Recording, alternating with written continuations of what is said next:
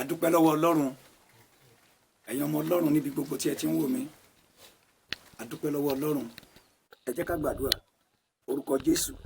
gbogbo ẹ̀yin ọmọ Ọlọ́run pátá tí ẹ ń wò mí níbi gbogbo, á dára fún yín. Ẹ ó rí àánú gbà, ẹ sì rí ojú rere Ọlọ́run. Bí a ti rí ọjọ́ tó gbẹ̀yìn nínú ọdún 2020, bí a ó ti wọnú ọdún tuntun míì, gbogbo wàhálà àti ìdààmú tí à ń là kọjá, kí Ọlọ́run kó ká kúrò níwájú wa, yóò sì dára fún yín ní orúkọ Jésù Kristi Olúwa wa. Àmín. Ọ̀rọ̀ ìyànjú kúkúrú tí mo ní fún wa, fún gbogbo ẹ̀yin àyànfẹ́ Ọlọ́run, gbogbo ẹ̀yin ọmọ Ọlọ́run lápapọ̀, ẹ̀yin tí ẹ ń lépa ìjọba Ọlọ́run, gbogbo ẹ̀yin tí Olúwa mọ̀ọ́mọ̀ fún ní oore ọ̀fẹ́ láti wí pé kájọ rí òpin ọdún yìí. Number 1, Ọlọ́run fẹ́ fún wa pé ká fi ọpẹ́ fún òun, ká fi ìyìn fún, ká fi ọlá fún, pàápàá gbogbo àwa tí a rí ọjọ́ tó gbẹ̀yìn. Òní yìí tí mò ń bá yín sọ̀rọ̀ yìí ni ọjọ́ tó gbẹ̀yìn nínú ọdún yìí. Àwa tọ́lọ́run fún lóore ọ̀fẹ́ nínú ọdún ògbólógbò, ọdún tó tóbi tó burú tó báyìí. A lè pe ọdún yìí ní ọdún òmìrán, ọdún tó ní agbára, ọdún tó gbé àwọn akọni mì, ọdún tí ó sọ àwọn ọlọ́gbọ́n di òpè, ẹ̀rí, ọdún tí ó mú àwọn àwọn olówó tó kó wọn ní pápá mọ́ra, ẹ̀rí, ọdún tá ò lè gbàgbé nínú ìtàn títí tí ẹni tó ní ayé àtọ̀run yóò fi farahàn. Nínú rẹ̀ lọ́lọ́run ti mú kó làájá tó fi rí ọjọ́ tó gbẹ̀yìn nínú ọdún yìí. Ìdí rèé tí mo fi fẹ́ kí ìmọ̀ràn àkọ́kọ́ yìí kó jẹ́ ọpẹ́. Ẹ fi ọpẹ́ fún Ọlọ́run, ẹ̀rí, nínú ìwé Psalm 105, Psalm 105 láti ẹsẹ̀ ìkíní sí ẹsẹ̀ ìkarùn-ún, ní ẹ kọrin sí Olúwa, ó ní ẹ fi ọpẹ́ fún Olúwa, ẹ kọrin sí, ẹ kọrin mímọ́ sí, ẹ máa fi ìyìn fún ní gbogbo ìgbà. Nígbà tí a dé ẹsẹ̀ ìkarùn-ún, ó ní ẹ máa rántí àwọn iṣẹ́ ìyanu rẹ̀ tí ó ti ṣe. Torí náà Ọlọ́run ṣe ọ́ lóore o, ó yẹ kó fògo fún, kó fi ọlá fún, kó fi ìyìn fún. Ọlọ́run pa ọ́ mọ́, rántí pé ẹgbẹ́ rẹ wà lọ́sípítà. Ẹgbẹ́ wa, àwọn tó gbàdúrà jù wá lọ, ọdún ìgbé wọn mì. Àwọn tó ní ìwà mímọ́ jù wá lọ, àwọn tó lówó jù wá lọ, àwọn tó mọ̀nà jù wá lọ, àwọn tán ní agbára jù wá lọ, ọdún ìpalẹ̀ wọn mọ́, a ò rí wọn mọ́. Ọ̀pọ̀lọpọ̀ ẹgbẹ́ rẹ àti ẹgbẹ́ mi tá a jọ gbàdúrà, ọ̀pọ̀lọpọ̀ wọn wà lọ́sípítà, ẹlòmíì wà lọ́gbà ẹ̀wọ̀n. Ọwọ́ tí èmi àtẹ̀yìn ń gbé sókè, àwọn kan ò lè gbé sókè mọ́. Ojú tí àfi ríran yín, àwọn kan àjọ fi bẹ̀rẹ̀ ni, ìjọjọ́ mọ̀ pé wọn ò ní mọ́. Àwọn kan rí àkóbá he, má gbàgbé o, àwọn kan kúkú iná, àwọn kan bómi lọ. Wòye àwọn tí Boko Haram pa lọ́dún yìí, wòye àwọn tí Fúlàní pa lọ́dún yìí, wòye àwọn tí wọ́n gbé lọ, wòye àwọn tí wọ́n lọ gbé nínú ilé wọn tí wọ́n gbé lọ. Torí náà ó yẹ ká dúpẹ́, wá jẹ́ kí ọpẹ́ rẹ kó pọ̀, kó fi ògo fún Ọlọ́run, nítorí pé Ọlọ́run dá ọ sí, ó dá èmi náà sí. Oore ọ̀fẹ́ la rí gbà,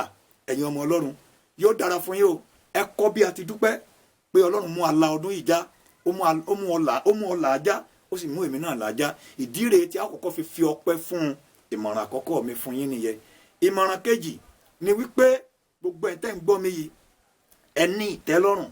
Ìtẹ́lọ́rùn ni mo pè ní ìmọ̀ràn kejì. Ní ìtẹ́lọ́rùn lórí gbogbo ohun tó ní, ẹ̀rí, bí ẹ ti mọ̀ pé ibi tí a ti fa ilé yọ ni Timothy kìíní orí 6, ẹ̀rí, kà látẹsẹ̀ 9, ẹ̀rí, ìtẹ́lọ́rùn. Ẹ gbọ́ mi, ohun tó sì wà ń bẹ̀ ni pé ìwé Timothy kìíní orí 6, ẹ̀rí, tẹ́ bá bẹ̀rẹ̀ láti ẹsẹ̀ 9 rẹ̀, ẹ̀rí, ṣùgbọ́n ìwà bí Ọlọ́run pẹ̀lú ìtẹ́lọ́rùn èrè ńlá ni, ẹ̀rí, nítorí a kò mú ohunkóhun wá sí ayé, bẹ́ẹ̀ ni a kò sì mú ohunkóhun lọ,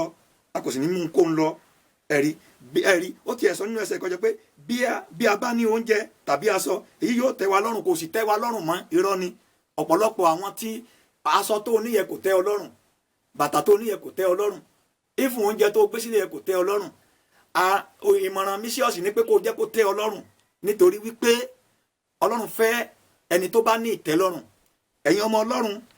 padà sínú ìwé Fílípì orí 4 ẹsẹ̀ 11 kà lọ́dọ̀ rẹ, ó tún rí àpẹẹrẹ ìtẹ́lọ́rùn. Ìtẹ́lọ́rùn ní bàbá ìwà. Jẹ́ kí ohun tí o ní kó tẹ́ ọ lọ́rùn, jẹ́ kí aṣọ tó ní yẹ kó tẹ́ ọ lọ́rùn, oúnjẹ rẹ yẹ kó tẹ́ ọ lọ́rùn. Má torí pé nǹkan ò dọ́gba kó lọ gbé ìgbésẹ̀ tí inú Ọlọ́run kò dùn sí, kó lọ jalè, kó lọ lu jìbìtì, kó lọ fira rẹ̀ sílẹ̀ láti máa ṣàgbèrè, kó sọ pé o fẹ́ sóògùn owó tàbí o fẹ́ lo agbárí tàbí o fẹ́ lọ ṣe tí ní ọlọ́run odò sí ohun tó ní ẹjẹ́ ó tẹ́ ọlọ́run lóòótọ́ ni ò ní le ṣùgbọ́n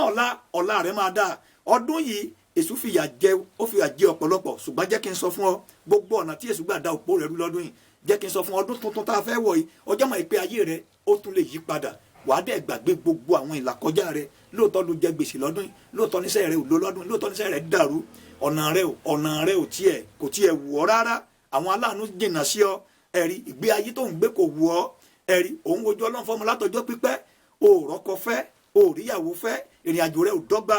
ẹ̀rí wọ́n fi ọ́ ṣẹ̀sín wọ́n fi ọ́ ṣe yẹ̀yẹ́ ó dẹ̀ ń gbàdúrà ó dẹ̀ ń gbààwẹ̀ ṣùgbọ́n tó fẹ́ kó ṣẹlẹ̀ gbọ́ mi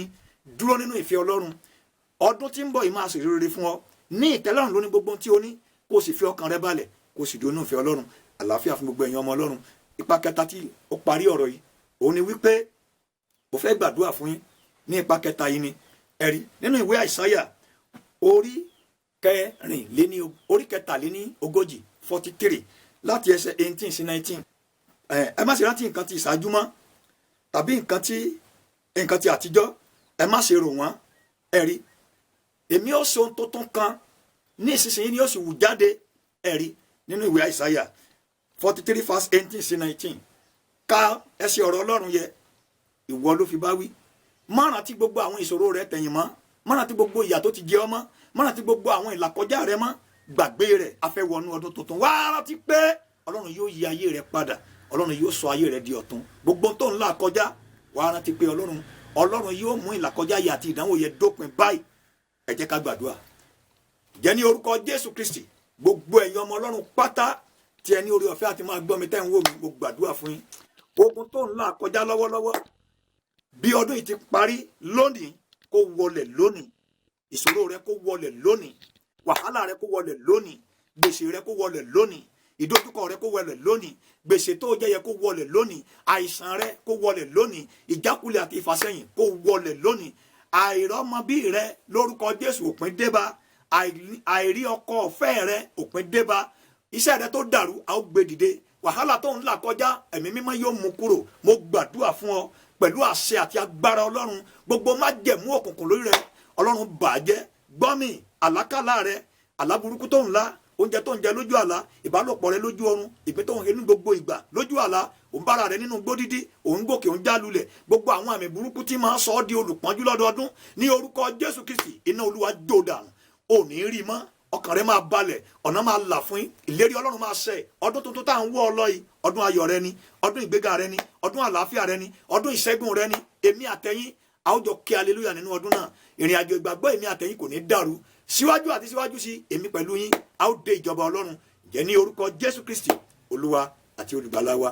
àmín orúkọ mi ni ajínrere Ezekiel dáre Olaoluwa tí gbogbo ènìyàn mọ̀ sí baba Alacordion bó bá lè fi àdúrà ìránṣẹ́ sí àwọn ènìyàn bíi 10 bíi 20 gbọ́ mi ọ̀nà rẹ máa la o ó dẹ̀ máa soríire ìyà ò ní jẹ ọmọ ó dẹ̀ máa ní ìfọkànbalẹ̀ bí ni pé àwọn tó mú ìrere ẹsẹ̀ àwọn tó mú ìrere wa ti dára tó gbìyànjú láti fi àdúrà yìí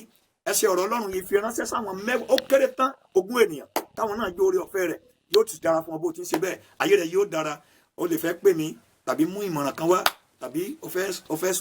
fẹ́ mọ ìtumọ̀ àlá rẹ̀ 080 3222 8693 tàbí 003413 6690 àlàáfíà fún gbogbo ẹ̀yin ọmọ ọlọ́run ní orúkọ Jésù Kristi olúwa àti olùgbàlà wa àmín ẹ ṣé.